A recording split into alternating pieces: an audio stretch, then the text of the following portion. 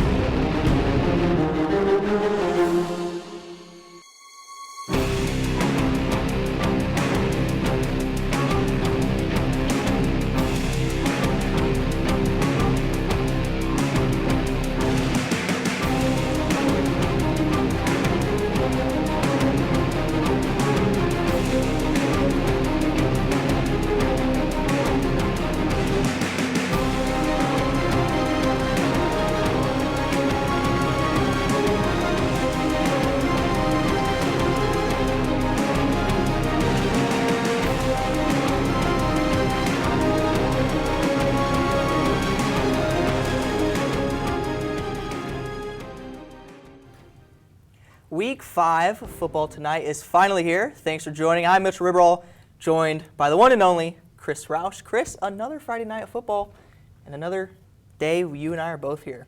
That was the nicest intro you've ever given me. But yes, Mitchell. Don't get used to it. I won't. Week 5 already in the books. Hard to believe we're over the halfway point of the regular season. Some teams starting to separate themselves from the rest of the pack, whether it's conference play, district seeding starting to come into the mix now. You're trying to jockey for that better position there. But we need to start here in town. Class 5, Central High School we go.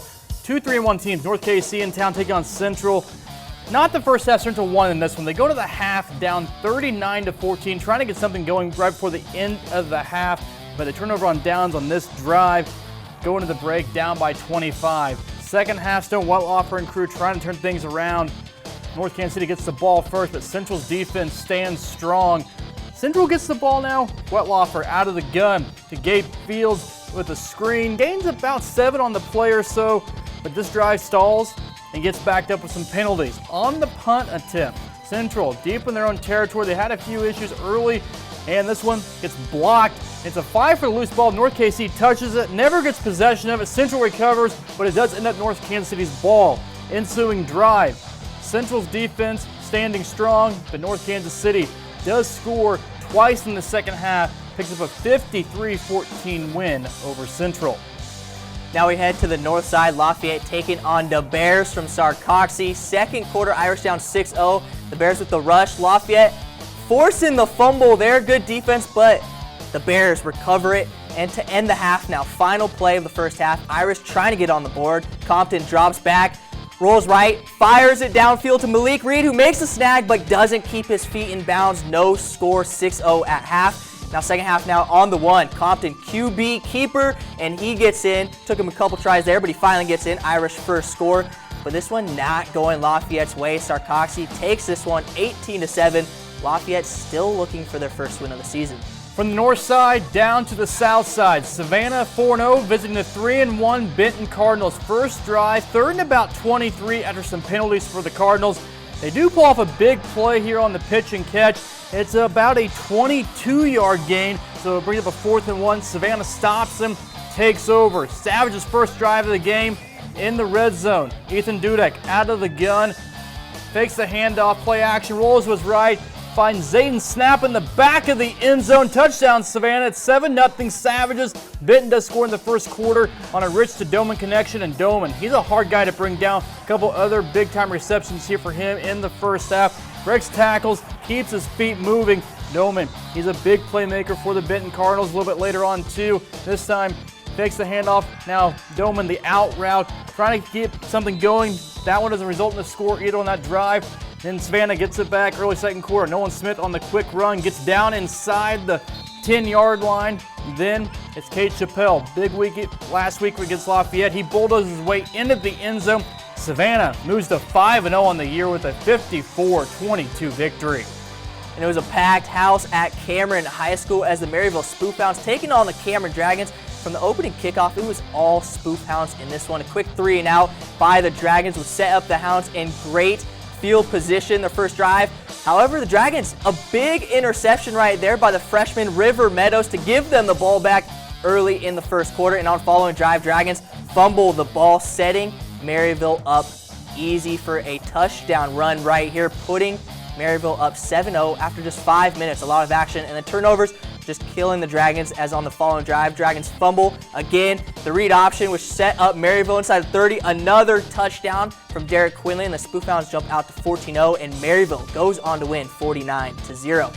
And other MEC scores, Chillicothe with a big win against St. Pius today, 29-20, a big win for the Hornets.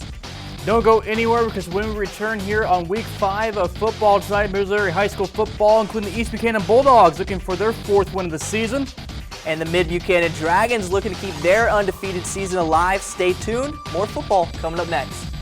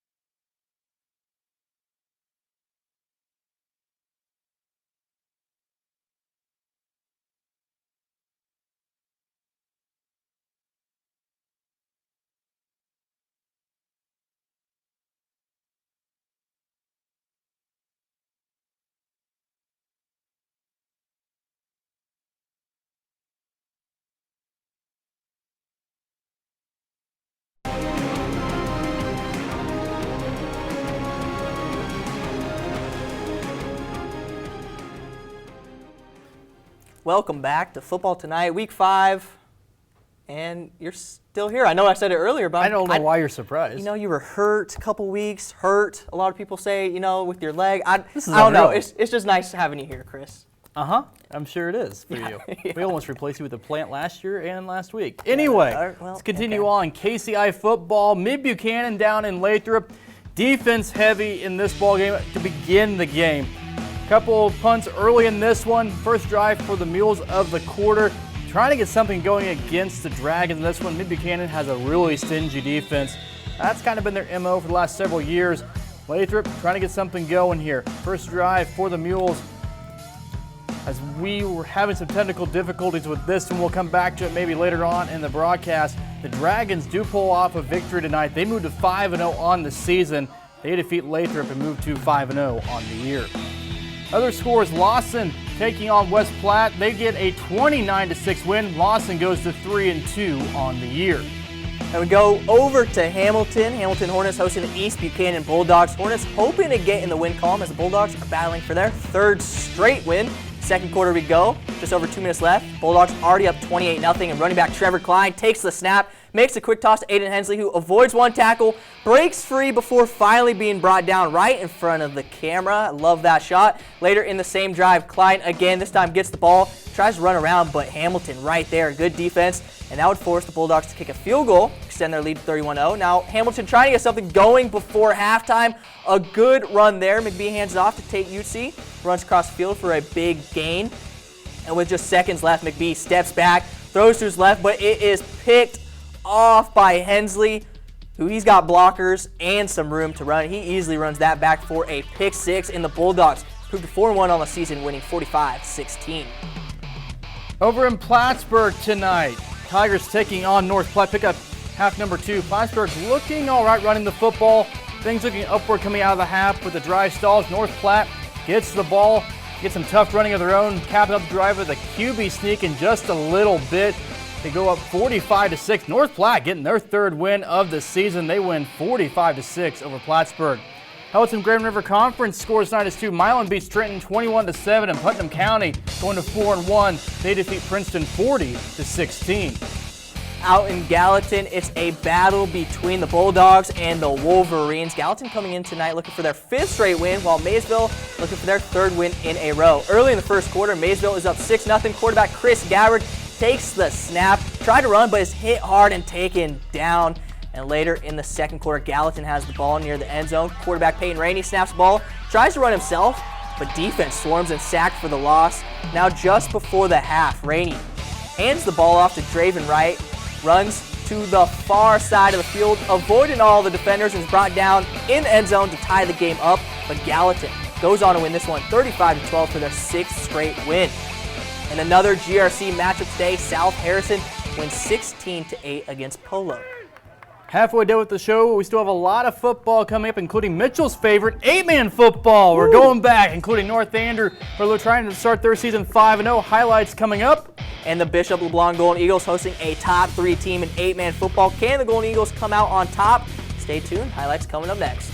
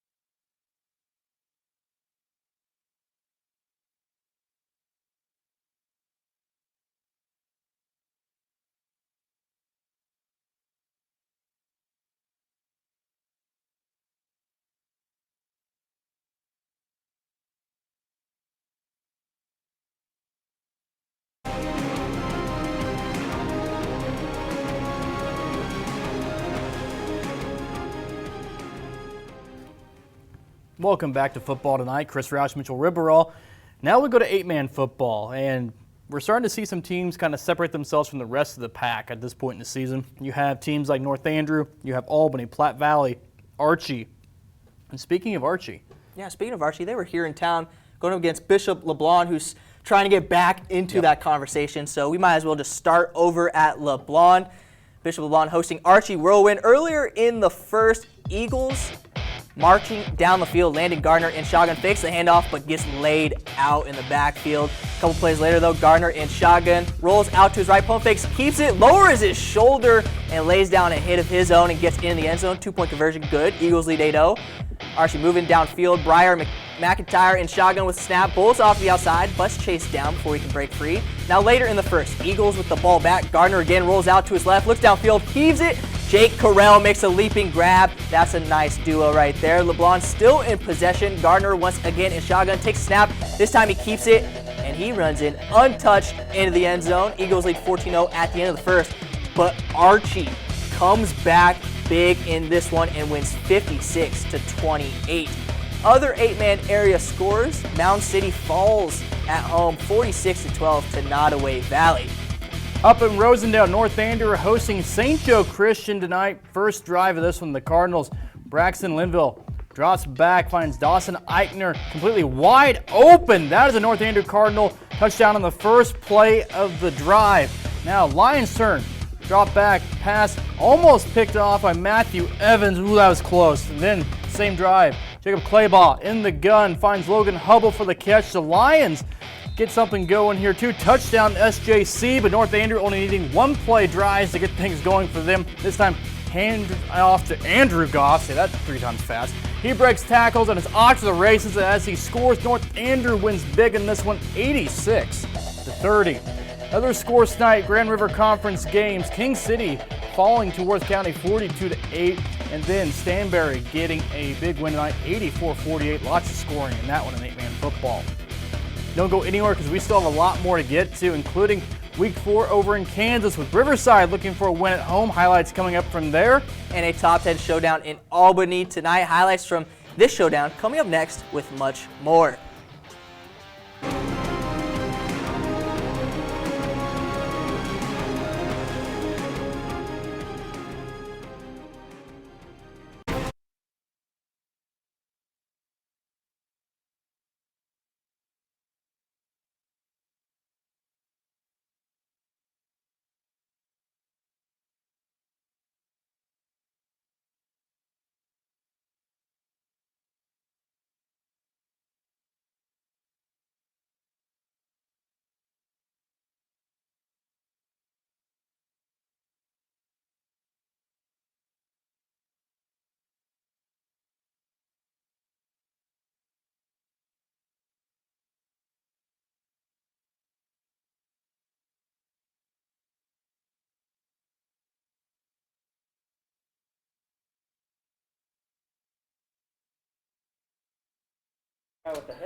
Yes.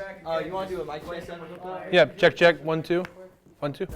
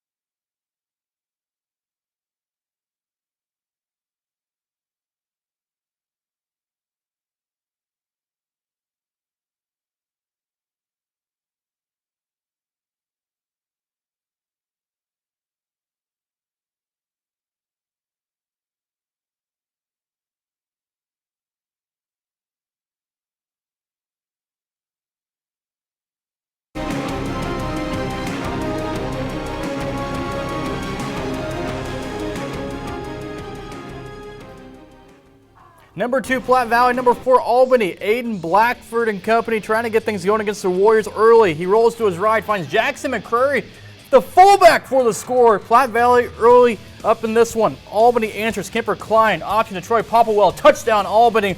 This game a back and forth, absolute battle tonight. Coming out of the final play in this one, Albany, the Warriors getting a stop winning their second game in a row by 2 points. The Warriors win 36-34. Albany moves to 5-0 on the season. Other 275 games tonight, South Holt beats DeKalb 64-30, and then Rockport and East Atchison, they won't kick off until tomorrow afternoon at 1 o'clock. We'll have highlights from that game tomorrow night on KQ2 News at 10. And other scores, Stewartsville Osborne hosting Southwest Livingston. Wildcards getting the 64-6 win tonight. And now we are joined by 8-man expert Devin Alberson. Devin, it's great to have you. Yeah, it's back in the studio. It's kind of nice to see you guys here in person. So It feels weird, though, a little bit. A little bit. I like it here, though. You So should go Absolutely. sit in the car at a gas station. maybe we'll try that. So, Devin, you were at LeBlanc Yes. today. There's a lot of tough matchups that we obviously have to get to, but since you were there at that one, could you just talk about what you saw that? Well, early on, LeBlanc jumped out to a 22-8 lead. Landon Gardner had a couple rushing touchdowns and a big passing touchdown. He was just playing Superman that first quarter kind of deal and playing really well. Correll was doing a great job as well for him. So LeBlanc came out early, but the Archie's, their D-line just wore down LeBlanc over 3.5 quarters there, and Briar McIntyre's a really good player for Archie. I had him for almost 300 yards rushing tonight there for Archie. So he's a very good player. Archie's a very good team. They're up in that same echelon with North Andrew and Worth County and Albany and all those teams up here. They're a very good football team, and LeBlanc just kind of ran into a really good team tonight. And I think for a lot of people in 8-man football, up in this area, we don't see Archie a lot, right? We don't see the teams like Archie and Drexel and all of them. We don't see them very often. What does this kind of show the northern teams about a team like Archie? Because LeBlanc jumped out, like you said, early on them, put up 28 points against a really good team, but the McIntyre kid, really good athlete too. Yeah, absolutely. I mean, it was 48-6 after that 22-6 lead there, 22-8 lead there for LeBlanc. So very impressive. And I think just the line play for Archie might show out the most. It's been the biggest difference between the North and the South last couple of years, the line play. But Brock Smith and company for Archie, they showed out and played really well. I don't know if Archie had positive rushing yards tonight because that defense was so good for Archie on that. So I was really impressed with the Archie defense. LeBlanc, they battled through. They had a couple of nice passing plays. They just couldn't keep consistently asking Landon Gardner to keep making superhero plays. It's just tough to do over 4 quarters. And, we've seen, like Chris said, Albany the last 2 weeks have been very tough games. Platte Valley, we obviously know they're a top-ranked team and a top team, but that one coming down to the wire. And, Albany, 2 weeks in a row now, close wins. Platte Valley trying to stay up there. What do you think about those two? Yeah, Albany, they just keep doing what they do. They just grind out wins there for them. And I do feel bad for Platte Valley. Carter Luke did go out in the first half with an injury, the ankle injury. Hope he's okay going forward for him. But Platte Valley still built a 2-score lead in that second half without him. And then Albany just called their way back in. I know Platte Valley got the ball down near the goal line with like 20 seconds left and got stopped at the 4-yard line. So Platte Valley was just a hair away from winning this game and getting a big road win against Albany. So Albany's in good shape right now. They got 2 huge District 4 wins over Worth County and Platte Valley the last 2 weeks. They still got to play North Andrew and King City later this year. But I'm really excited to see what Albany does the rest of the year because they're a really good football team. And Platte Valley, they're no slouches either. You saw here tonight. They're a really complete team besides just Carter Luke there up front for them. Let's keep it with the Albany thing here because, the last couple of years, Albany's been the team that's ran into the Worth counties, the Stanberries, North Banders. I think we talked about it quite a bit. But this team deserves kind of the praise and attention they're getting at this point. They're 5-0. They've been a team that's been so close the last couple of years.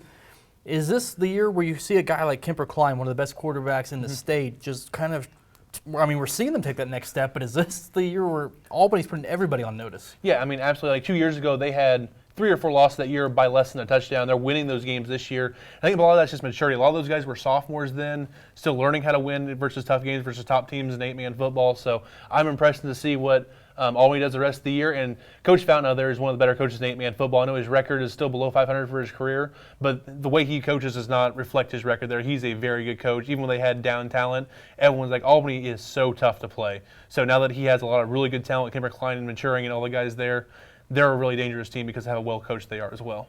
Yeah, we just have under a minute with you, Devin, and Chuck Davis may have told you to have us bring it down. Does the plant look healthy to you? Is it thriving? I hope so. It looks good to me. I don't have a green thumb, but it looks like you're doing a good job with it, Mitchell. I told Chuck I was gonna be in the studio, so he's like, the plant better be there. So I had to make sure that the plant was here for Chuck for you. So it looks good, Chuck. It looks like it's thriving here at KQ2. I think we just call it the 8-man plant. Doesn't make any sense at all, but that's when we guess, it works. yeah, We'll take it. We'll rock with it. All right, Devin, thanks for coming on in studio. Next week, we'll see where you're at.